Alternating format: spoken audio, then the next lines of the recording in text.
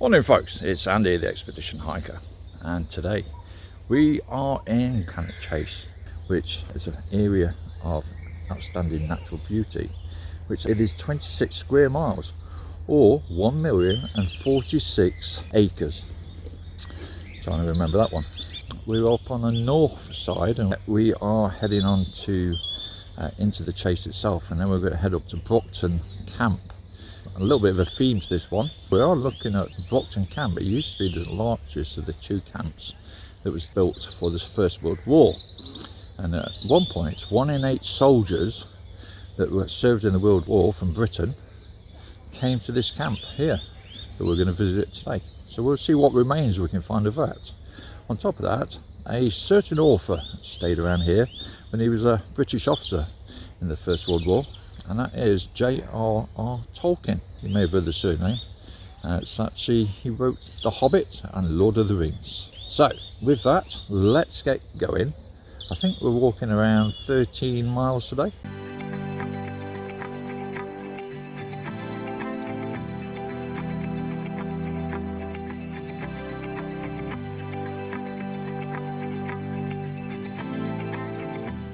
Just reading this notice board. Giving the history of Brockton collieries, 1792 to 1960. And actually the coal used to supply the royal palaces at one point. Around that area is the old slag heap, the spoil heaps, and then around here is the old buildings like this one here, which is part of the old colliery.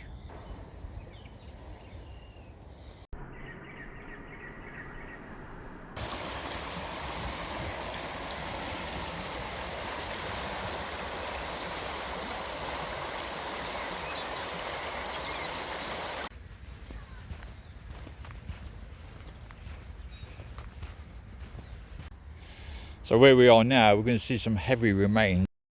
The old Brocton Camp, like this, it looks like it at some point was a guarded gateway into the camp. Not looking like much today, but that's the way we're heading now. We're heading to an area called the Punch Bowls, which would have been by the edge of the camp. Now the camp covered a considerable area of Cannock Chase. The actual barracks is where we're heading to next, which was Camp Brockton, or Brocton Camp. It's very picturesque around here. It's a bit damp. It's had a lot of rain like the last 24 hours, and spring is still coming into blossom. But overall, you don't always need to see a mountain in front of you for a great view.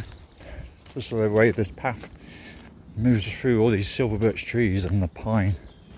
View in itself. So on our left hand side we've got Hart's Hill, and on our right hand side we've got Oat Hill, and we're heading down towards the Mere Pits. And there's actually some interesting lines that's on the map. Now I do believe it's possibly trenches. There's a footpath that leads through it now. The whole of this area was, other than just the camp itself, would have been a big training area for First World War and the Second World War, as the camp was actually built, I think it was just after 1914. So do expect to see quite a few remains of possibly trench warfare. There is meant to be the New Zealanders that were based here as well. They built a mini village. Now I'm not sure whereabouts that is, but it's meant to be so they could practice going into villages during the war.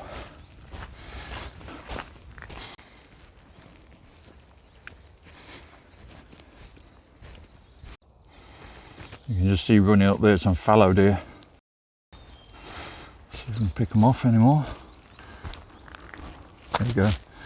Just going up the hill in the centre of the picture.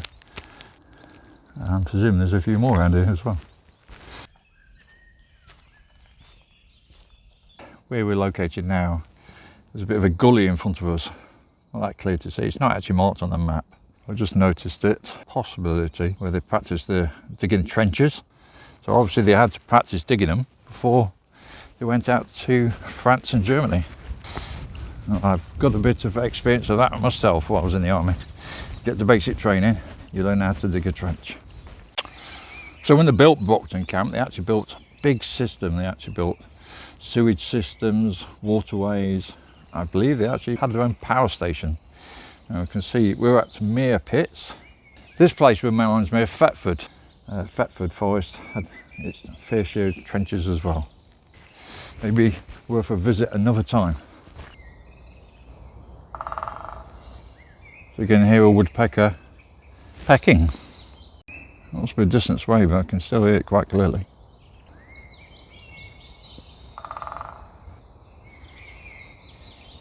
One more time. So where we are now is a bit of a cross junction between long distance footpaths. So if you look that way, that's the Staffordshire Way. That's where we just come up. And heading that way, you've got the Heart of England Way. And then this way, heading up that way, you've got the Two Saints Way. So 3 long distance footpaths that cross each other. So the direction we're heading now, Coppice Hill. And then near there is a memorial, and that's actually by the edge of Coppice Hill is where the main part of the camp was. So we'll walk into the heart of where the camp was.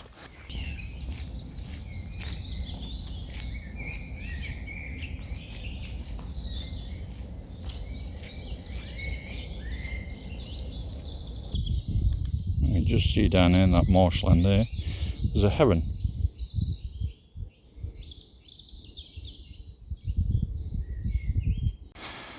It's funny, when I walked the Derwent Valley Heritage Way, which is basically walking alongside Derwent, a river most of the way, I had 2 birds I wanted to see. One was a kingfisher, which I never actually saw, and the other one was a heron. And I actually only saw a heron probably in the last 2 miles of the 48-mile walk. But today, and in the middle of the woods, with a little bit of marshland and little streams, I've probably seen 10 herons already.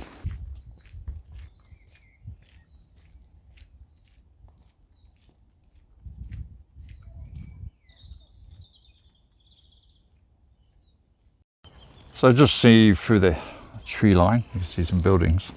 Now that is the village of Brockton. Now Brockton became more of a town than a village. When the army camp was built here, then civilians supported the military. Anyway, we're heading this way still. And we'll get to Brocton Camp very soon, or what used to be there. As it was a training area for the Great War, not only did they do practice trench warfare and ambushes and that type of thing, but they also did grenades and small artillery fire.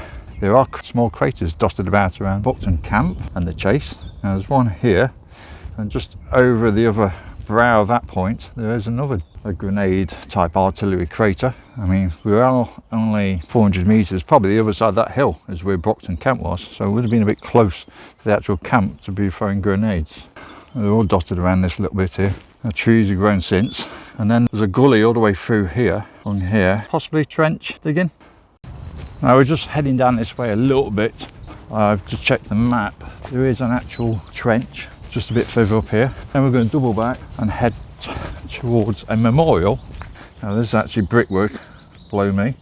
It could have been remains all over this area. It's dotted over as trenches, small artillery, I'm guessing around 35 pounders or maybe even smaller.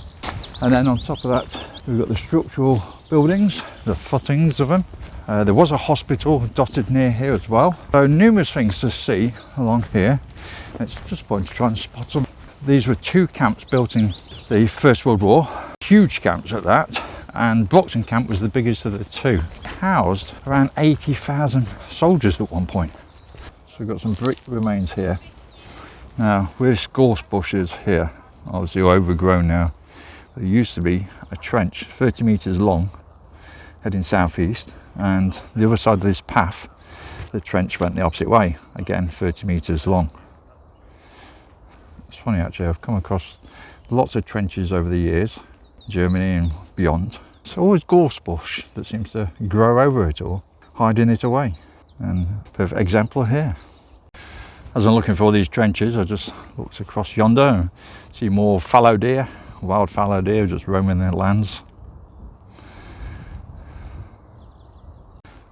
Now there certainly remains to see that, say like this metal steel bar here, and this possibly a bit of a dig out, maybe a foxhole type thing. Also a lot of bricks are found around, some quite structural. Some are just loose bricks dotted about. Anyway, we're going to head back over towards the memorial now. Right, here's definitely one of the trenches. You can see where it's been dug out. It's actually man-made. It follows down here. It's like a zigzag type pattern. Okay, you can see another one here. Slightly deeper. They're not very deep trenches. I mean, I was expecting like proper First World, Second World War, about 12 feet deep. These about 3 or 4 feet deep. Oop, shit. It's hard to find it amongst the bracken and heathlands and gorse bushes. Right, we're going to head over to Frida's Memorial, which is down here somewhere. Should be on my right. Anyway, around here.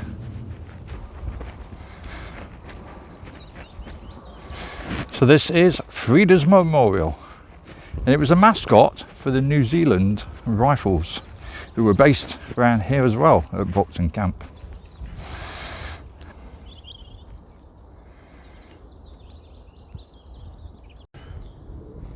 Well, believe it or not, I'm actually standing in the heart of the actual Brocton Camp. As you can see, nature's taken over. There's not really much remains of it at all. I was expecting some sort of footings or remains, an old building. There's nothing. A couple of old trenches. So this whole planed area here is part of the camp. So not much remains of it. But we'll head down towards the chase and see if we can find anything along the way. Oh, this is it. One. Got no idea what it's for. And there's some other little bits of wood all based around here. I'm not entirely sure. But as I said, the camp was all based around here. The surprising thing about it is that it's not that flat. Since it had all these huts built along it. But I suppose it didn't have to make it flat, it was for a war effort. Nothing like they were obviously built as a temporary camp, expecting the war to finish in a year or 18 months. But it continued for 4 years, the Great War. And then obviously the Second World War. Now we've got some other pieces here. That looks like actually possibly some sort of porcelain, possibly a toilet. So there are bits of remains dotting about. I can see the odd brick around and else. It is a little bit flatter here. Some soldiers were here at one time. Not that you would know it. So to my left is a quarry. It's all fenced off. Actually you can see directly in front of me. There's a deer. A couple of them actually. One's to the right. See if we can get closer without him running off. A couple there as well. See them?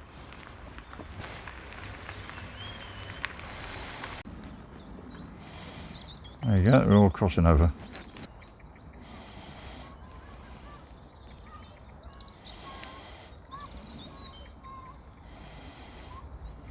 That last one. I don't think they're fallow. Slightly darker. The roebuck. Now, heading in the growth there.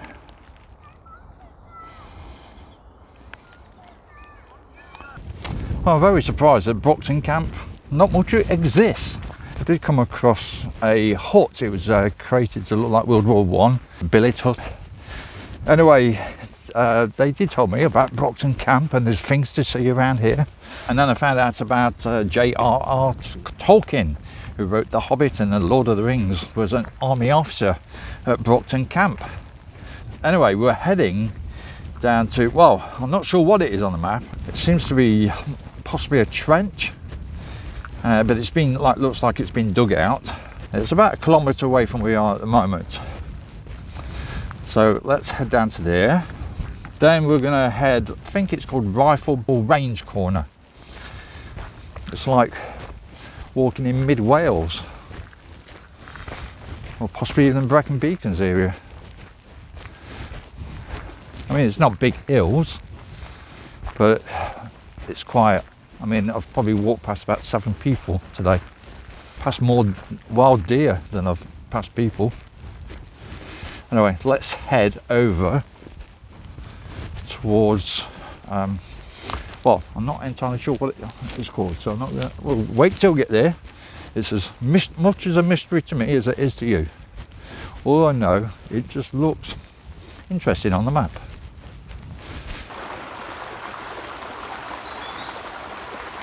The area we're in now is actually, you can see little bits of concrete structures all dotted around here. Now I do know that they actually built their own water system for the camp. They did say they built all the structural site before they actually built the buildings. I'm guessing it was harnessing the water. Maybe it built as a pump area, pumping water up to the camp. This place reminds me of the Dell at Woolwich for some apparent reason. If anybody was in the Royal Artillery and you went to Woolwich, you would know what I mean.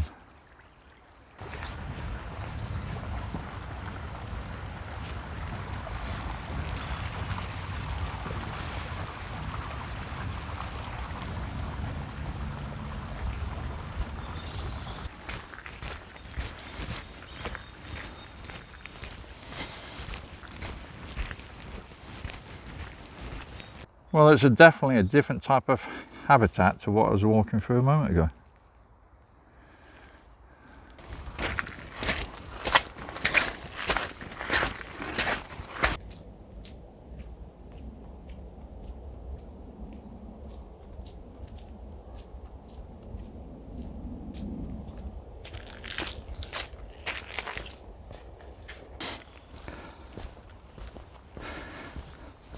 Well, I think we've found what I was looking for. As far as I'm aware, this track here is called Marcus Drive. We're heading this way. Now, you can just see a fence on the right hand side. And I think this thing to my right on there is the thing that we're looking for. And I've got a feeling I've worked out what it is. It could be one of two things, which we'll see once we get there if I'm correct. What is it? Obviously stretches, I would say 100, 150 metres that way. What is it? Well, no point in answers on the postcard because I'm about to tell you in a moment. As you can see straight down there, it was a large rifle range, and this was the backstop. Rounds would hit into the bank so they wouldn't go further afield. So I'm guessing this side's more of a pistol type, probably a 25 metre backstop, and then from this side would have been for maybe 100 metres and beyond firing range. Obviously over the years pine trees have grown, but I'm guessing that was the range heading down that direction, and the backstops were here. Weapon of choice for the First World War was the short magazine Lee Enfield rifle Mark III. Now that had a killing zone range of 550 metres, and actually full range of it nearly 3,000 metres. You were able to go back a bit distance there beyond those trees, even in the furthest trees we can see. So the soldiers would have fired on this range, the longer range, and then the smaller range, the 25 metre range, the officers. So guessing at one point J.R.R. Tolkien, the author, was at the small range with his pistol. Some interesting noises going off around here. There's an eerie sound to it. It sounds like it's quite breezy, but there's hardly wind at all. You can't see anything really moving. And then there's also these slight howling noises. Not a full like a wolf howling, but an eerie, echoey type of noise. Anyway, we're heading away from here now. I think I've took the wrong track actually. I think this is like a bicycle track. I think I was meant to be heading that way, but somehow I've detoured. Hopefully we'll get back on the track. If not, we're going to have to double back. And I'm aiming for Abraham's Valley now. And think about it. This path has got all this loose stone on it, gravelly type stone and pebbles. And it would probably, back in the day, was where the troops moved from one range to another. Because although we went past the rifle butt area, as in like the backstop, this whole area was a bunch of ranges, as I've realised now. There is another area where it's called Rifle Range Corner. Well, here's a remain probably of the wall. I'm not sure what's now, or if it was actually originally here.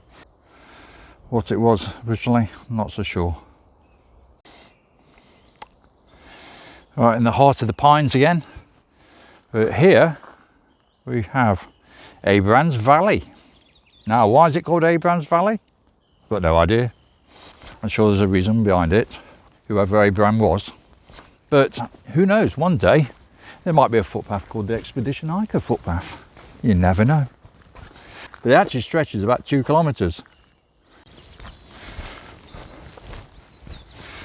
It's so peaceful here though, tranquil. It does remind me when I walked the length of Wales from Conwyn to Cardiff. Well, like usual, hopefully you've enjoyed this one. Found it quite interesting actually, and it's a beautiful place to be. Now, I did expect to see more of Brocton Camp, but not much remains of it. It's been hilly, it's been flat. I've had wetlands, pineland, ancient forest, heathland, big open areas. It's had it all. The Cannock area is 26 square miles, the Cannock Chase, an area of outstanding natural beauty. So, a worthwhile place to come to if you ever want to come for a weekend. But the campsite's within the actual park area. Then there's the Tackaroo, and that was a Tackaroo campsite is part of the Tackaroo Railway. And the Tackaroo Railway was built for the soldiers, I presume, to get them in and out of the area. 1 of 8 British soldiers of the Great War trained or was stationed within this grounds sometime throughout the First World War. So that's a hell of a number. On top of that, the New Zealand Rifles were based here, and I'm sure other regiments as well. Anyway, if you haven't subscribed, please do. But definitely add a comment, and well, it'd be great if you put a like to this video. Plenty more coming this way. Now my back's okay. So, as I say, if you want to see more of me, watch the channel more, then please subscribe.